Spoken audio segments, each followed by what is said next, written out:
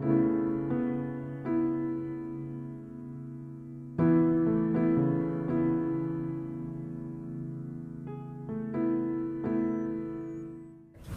Mr. Puggi, tell me a little about yourself. So I was born in South Philadelphia in 1985. I lived there very briefly, probably the first couple years of my life, and then my family moved to Mount Laurel, where I went to preschool, went through public school all the way up into 8th grade, and then I went to Bishop Eustace for a year and a half, and then transferred over to Haddonfield, where I wound up graduating.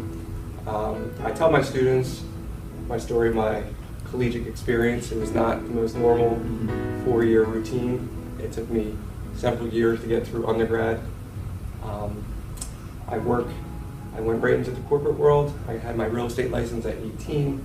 I did a couple little management jobs, and then I settled in at an environmental laboratory where I started as a sales rep and then went into project management, and then I decided that I wanted to make a career switch over to education, and here I am, teacher at the prep.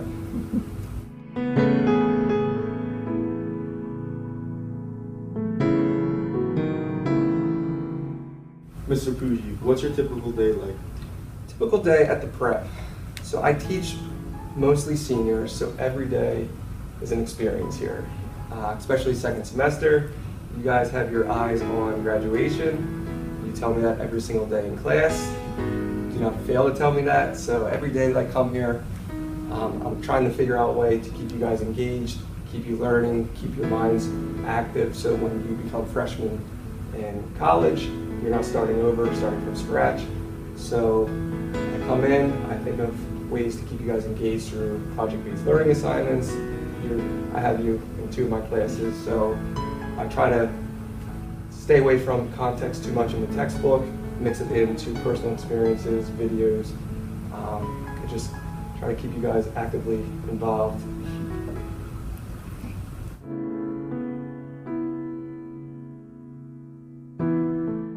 I understand that you're earning a doctorate at Northeastern. Tell me a little about that. So this doctorate program, I started it when I was working in the corporate world. It was a hybrid doctorate in organizational leadership program where I foresee myself being a senior VP in some type of public or private company. About a year into the program, I did a residency in the summer, and we actually had to go to Northeastern University. And being on a college campus and being back in that academic environment, I really had a passion for wanting to become a teacher. I always wanted to become a teacher, but things happen in life where it didn't work out that way early on. So it was always in the back of my mind. And my wife's, she's a first grade teacher. So as I was going through this program, and the program is about organizational leadership, what does that mean? Well, it's how do organizations think, how they gain new knowledge. Organizations, they're constantly evolving from their external environment and the internal environment through people leaving, getting fired, being acquired. So the personality, the culture is always shifting, and that's what this whole program is. So as I was going through this program, and I'm speaking to my wife, it felt good that I could come home and talk to her about it, and she could relate it to her life, and I just realized that that's what I wanted to do. And the program, I'm about a year into it. I will start my dissertation in September. I have no idea what the dissertation is going to be on. I came in with a goal, but as you go through the process and you take course offerings and you learn more about the topic, you see how diverse it can be. So it's definitely challenging, but rewarding.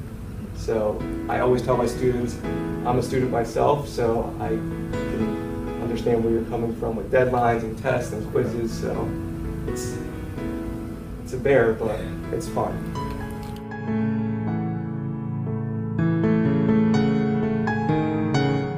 So what are you good at that your students might not know?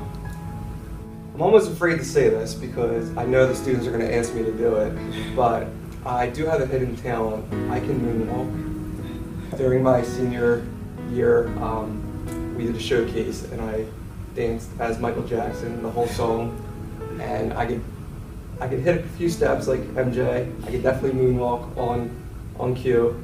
Probably can't last the whole song dancing anymore, getting a little older. Maybe the leg kick doesn't go up as high, but I could definitely still moonwalk, and I could hold my own on the dance floor.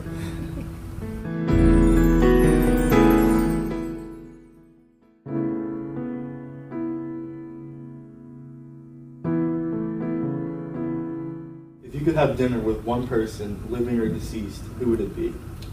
That's an easy one. So Valentine's Day is 2 weeks away. As you know, especially as a student, we had a baby in November, little Dante. So having dinner with my wife is more like a basketball game where she's holding the baby and I'm like, all right, let me eat for 5 minutes and then switch.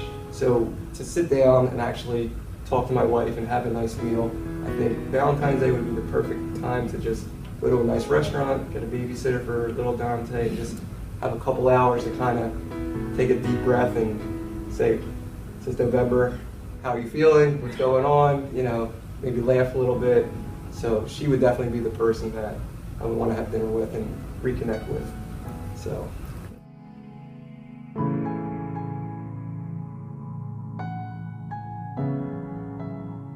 What led you into teaching? What led me into teaching? Probably several different things led me into it. I always said when I was younger I wanted to be a teacher, but I just knew that the salary in the beginning was not the best. So I really, before I had a family, before I had a wife, I was always thinking, well, how am I going to put my future family in position? So I steered away from it originally because I was scared away from the starting salary. So that's why I went into the corporate world. And even though I was in the corporate world, I always somehow stayed actively involved in academia.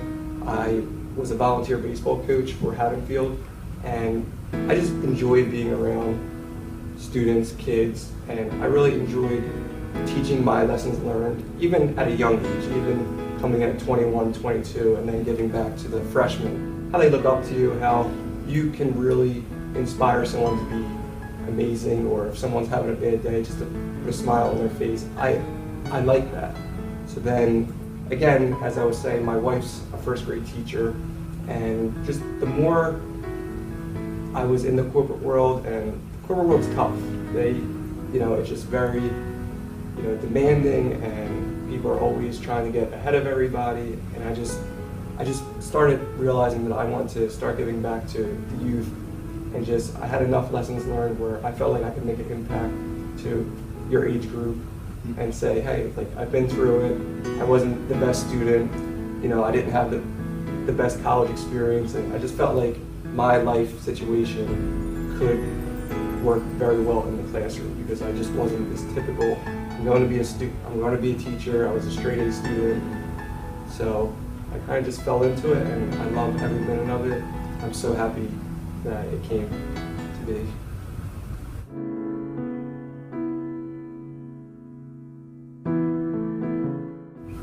So, Mr. Puggi, what advice do you have for me, a senior graduating, going into college? Advice for you is just enjoy every moment of your college experience, enjoy every moment with your friends and your family. When you're younger, you don't realize how quickly life can pass by, and you're going into such an amazing part of your life where you're going to have a little bit more freedom. You're going to start being the Justin that you want to be and figuring out who you're going to be. And just an amazing point in your life. And I just say embrace every aspect of it. Don't go in saying that, this is your goal in life, this is how you want to get there. Be open to experiences. Be open to meeting new people. Be open to hearing ideas that maybe you're not used to hearing or you don't agree with, and just exploring the world, exploring people, exploring different cultures. It's just an amazing time. Enjoy it.